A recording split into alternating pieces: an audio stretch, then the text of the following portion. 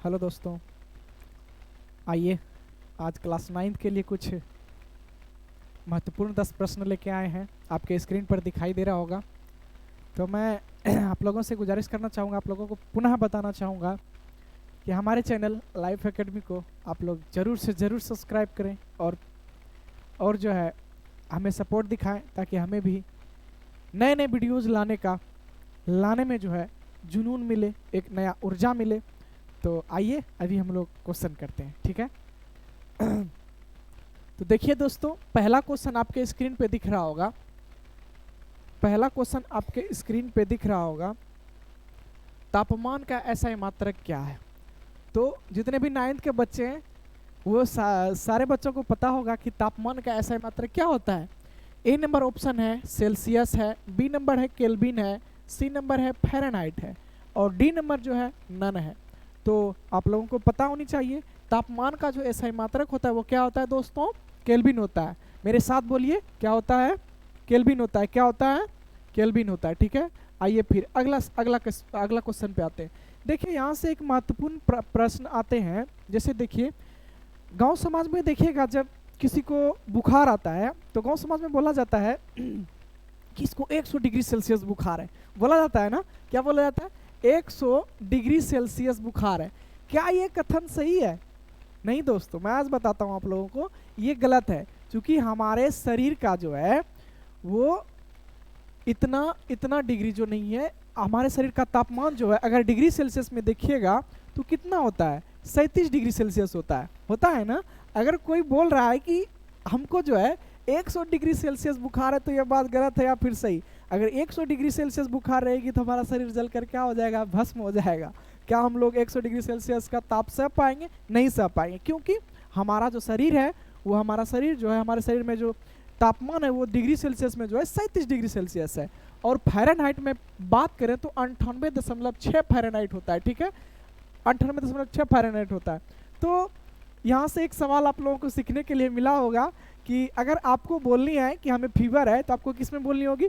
Fahrenheit में बोलनी होगी, ना कि डिग्री सेल्सियस में। जब भी हमारे शरीर का तापमान मापा जाता है वो फ़ारेनहाइट में मापा जाता है, ना कि डिग्री सेल्सियस में, ठीक है दोस्तों। आइए आगे चलते हैं, अगले क्वेश्चन पे आते हैं हम लोग।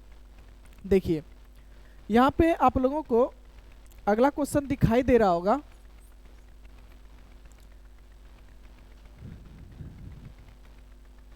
देखिए दोस्तों, यहाँ पे क्वेश्चन है 293 केल्विन बराबर होता है। जितने भी 9th क्लास के बच्चे हैं, 8 क्लास के बच्चे हैं, उनके लिए महत्वपूर्ण सवाल है।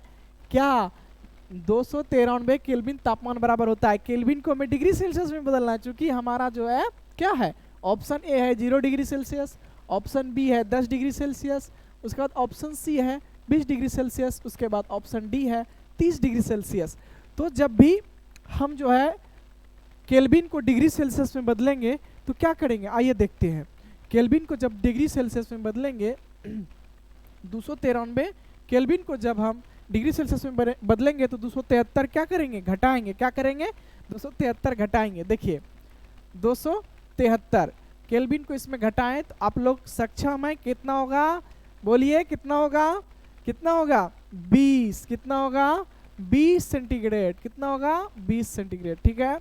इतना सा बात समझ में आया। यदि आप लोगों को फिर से इसमें नया क्वेश्चन दे दिया जाए तो आप लोग बना लीजिएगा, मुझे पूर्ण उम्मीद है, ठीक है। एक बार फिर से देखिए, यहाँ पे दिया हुआ है 293 केल्विन तापमान बराबर होता है। देखिए ऑप्शन ए है 0 डिग्री सेंटीग्रेड, ऑप्शन बी है 10 डिग्री सेंटीग्रेड, उसके बाद सी है 20 डिग्री सेंटीग्रेड, उसके बाद 30 डिग्री सेंटीग्रेड डी है। तो देखिए यहाँ पे आपको करना क्या है, सामान्य सी बातें हैं, आप लोग याद रखिएगा। जब भी केल्विन को सेंटीग्रेड में बदलना होगा तो 273 उसमें क्या करना है?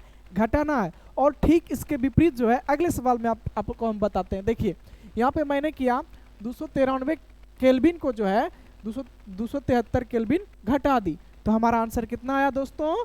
20 डिग्री सेंटीग्रेड आया। तो हमारा सही आंसर क्या हो जाएगा? 20 डिग्री सेंटीग्रेड है, ठीक है दोस्तों। आइए आगे चलते हैं। आगे जो है हमारा, देखिए मैंने अभी जिसका बात कर रहा था वही क्वेश्चन है 20 डिग्री सेंटीग्रेड, यही ना है? हाँ नहीं, 25 डिग्री सेंटीग्रेड तापमान का मान कितना होगा?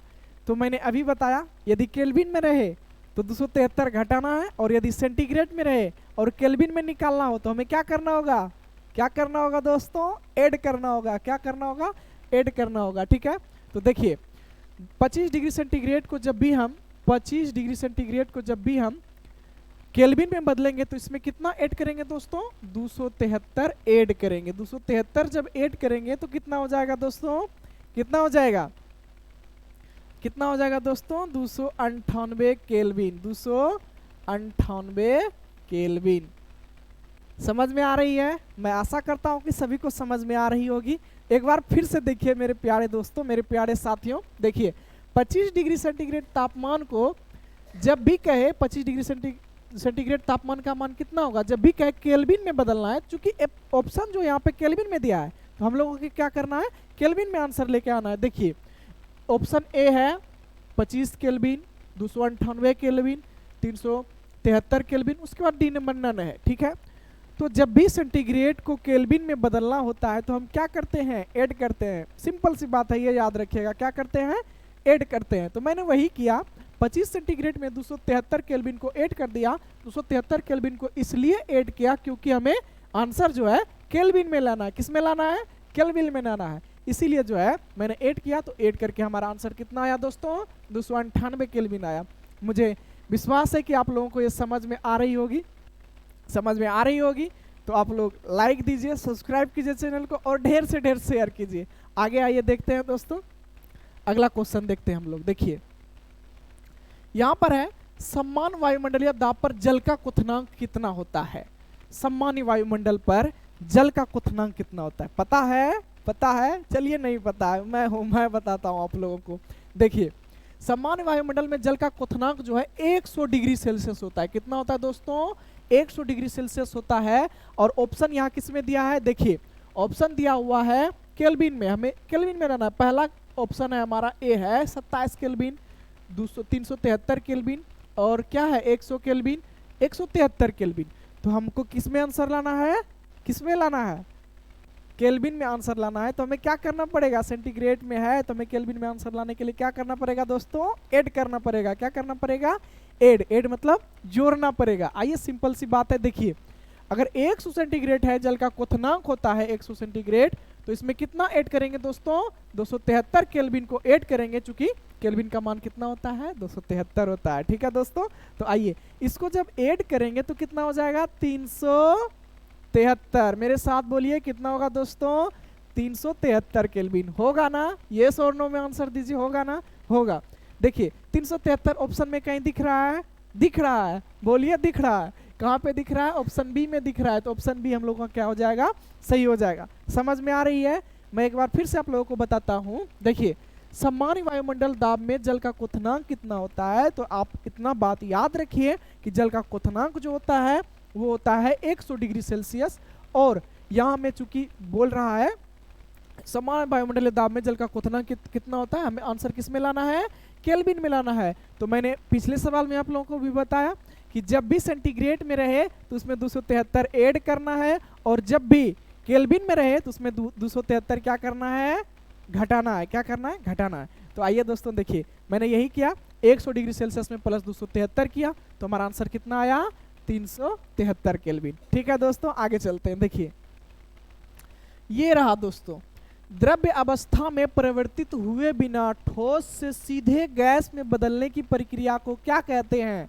ये हमारे स्क्रीन पे आप लोगों को दिख रहा होगा, नंबर 5वां क्वेश्चन है ये हमारा। द्रव्य अवस्था में परिवर्तित हुए बिना ठोस अवस्था से सीधे गैस में बदलने की प्रक्रिया क्या कहलाती है। ऑप्शन ए है वाष्पीकरण, बी है संघनन, सी है ऊर्ध्वपातन, डी है संगलन। तो आप लोगों को पता है, चलिए नहीं पता उसके लिए मैं हूं। देखिए करना क्या है यहाँ पे दोस्तों, आप कपूर को देखे हैं, देखे होंगे, आशा करता हूँ कि आप लोग देखे होंगे, सारे बच्चे देखे होंगे। देखिए जब आप कपूर को जलाइएगा ना, जब आप कपूर को जलाइएगा तो कभी आप ट्राई कीजिएगा, जब भी कपूर को आप जलाइएगा अपने हाथ में रख लीजिएगा, और उसको जब जलाइएगा तो देखिएगा वो जो है क्या, ठोस अवस्था से सीधे गैस अवस्था में बदलने लगती है। कपूर क्या होती है, ठोस होती है, और जब वो जलता है तो सीधे वो गैस में परिवर्तित हो जाता है ना दोस्तों। उदाहरण के लिए मैं बता रहा हूं, कपूर का जलना क्या है? कपूर का जलना एक क्या है, वो सीधे जो है ठोस अवस्था से क्या गैस में परिवर्तित होता है। इसका आंसर क्या हो जाएगा?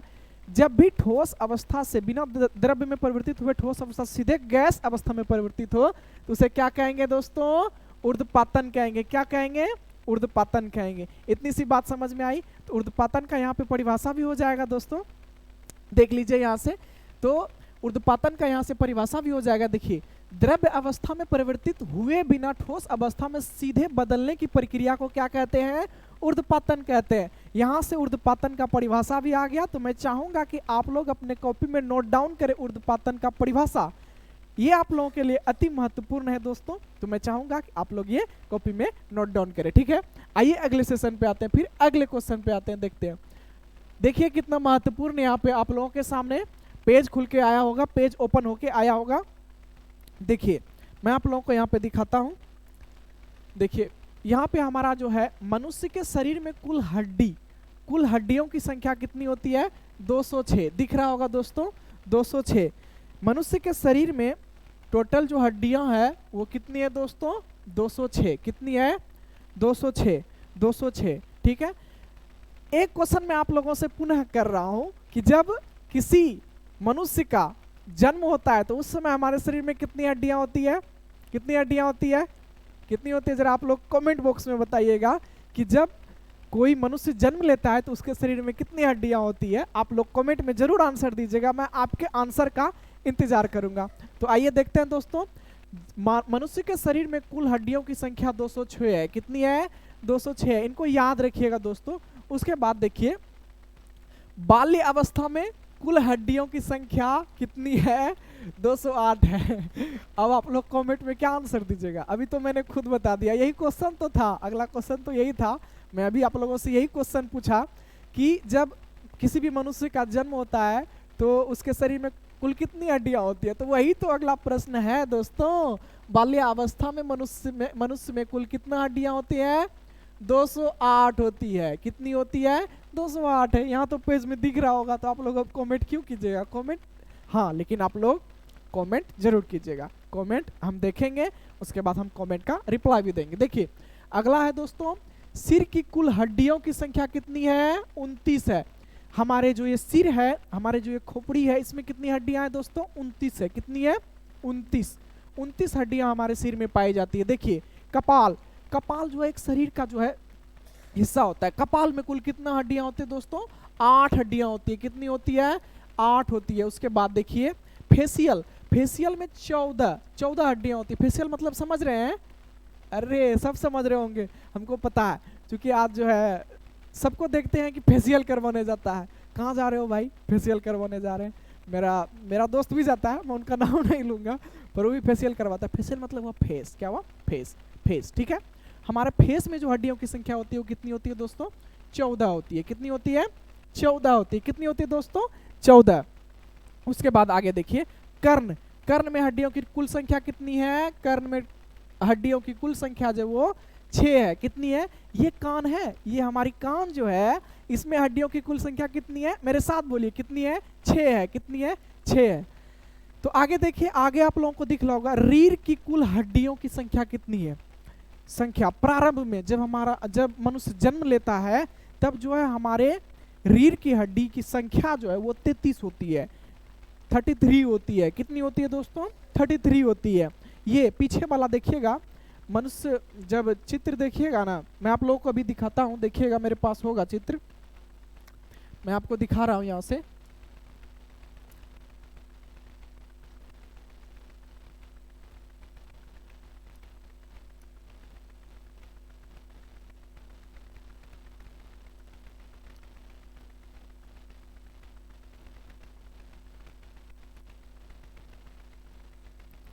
शायद ये बड़ा नहीं हो रहा है दोस्तों। आप लोग रीढ़ की हड्डी समझ रहे होंगे कि रीढ़ की हड्डी क्या होती है। रीढ़ की हड्डी जो है प्रारंभ अवस्था में कितनी होती है दोस्तों? प्रारंभ अवस्था में जो होती है वो होती है, कितनी होती है? 33 होती है। 33 होती है। उसके बाद आगे देखिए, रीढ़ की कुल हड्डियों की संख्या जो है विकसित होने के बाद, जब हम बड़े हो जाते हैं, जब हम परिपक्व हो जाते हैं, जब हमारी हम जो है बच्चों से बड़े दिखने लगे, यंगस्टर दिखने लगते हैं, तब उस समय जो हमारे रीढ़ की हड्डियों में 26 हड्डियां बचती है। कितनी हड्डियां बचती है? 26 हड्डियां बचती है। और जो 33 हड्डियां थी वो आपस में जो है ज्वाइंट होती है। क्या होती है? जुड़ते जाती है, जुड़ते जाती है, जुड़ते जाती है। और विकसित अवस्था में साइड में रीढ़ की हड्डी में कितनी बचती है? 26 हड्डियां बचती है। देखिए आगे देखिए, आप लोगों के स्क्रीन पे यहाँ पे दिख रहा होगा, स्क्रीन पे यहाँ पे दिख रहा होगा। देखिए पसलियों की कुल संख्या कितनी होती है? 24 होती है। मेरे साथियों मेरे साथ बोलिए, पसलियों की संख्या कितनी होती है? 24 होती है। मेरे साथियों मेरे साथ बोलिए, पसलियों की संख्या कितनी होती है? 24 होती है। ठीक है, इतनी सारी बात समझ में आ गई। तो मैं आशा करता हूं कि आप लोगों को ये सारी की सारी बातें समझ में आई होंगी। अगर जो भी दिक्कत हो, जो भी समस्याएं हो, आप कमेंट बॉक्स में लिखिए, मैं कमेंट पढ़ूंगा और हो सकेगा तो मैं सबका रिप्लाई देने का प्रयास करूंगा।